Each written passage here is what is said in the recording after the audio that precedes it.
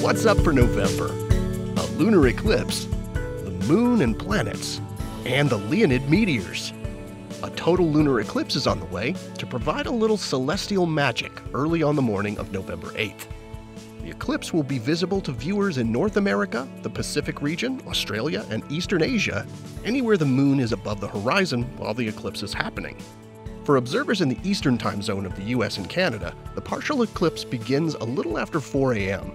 It reaches full eclipse about 5:15 local time, and the moon then sets while still in eclipse for you. For observers on the west coast of North America, that translates to the partial eclipse beginning just after 1 a.m. and reaching full eclipse by about 2:15 a.m. You'll be able to see the entire eclipse unfold before sunrise, weather permitting, as the moon exits the dark part of Earth's shadow called the umbra a few minutes before 5 a.m. During a lunar eclipse, you'll likely notice that you can see a lot more faint stars as the usually brilliant full moon dims to a dull red.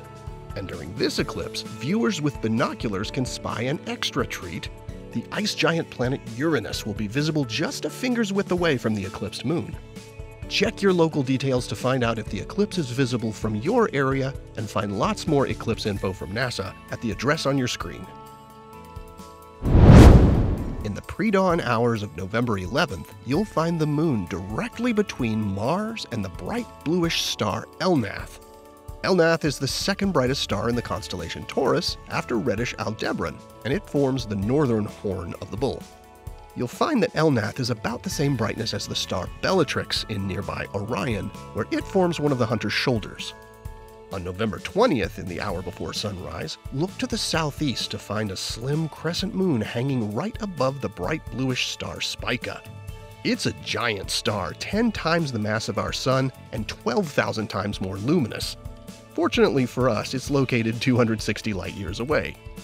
And in the evening sky on November 28th, a beautiful crescent moon hangs beneath Saturn in the south after sunset. The Leonid meteor shower is active throughout November. It peaks after midnight on the 18th with something like 15 to 20 meteors per hour under clear, dark skies. Now, the shower's name comes from the constellation Leo, the lion, from which its meteors appear to radiate. The meteors are dusty bits of debris left behind by comet Tempel-Tuttle as it orbits the Sun.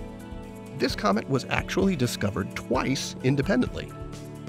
On the peak night for the Leonids this year, the moon will be about 35% full, meaning it will interfere with your ability to see the fainter meteors.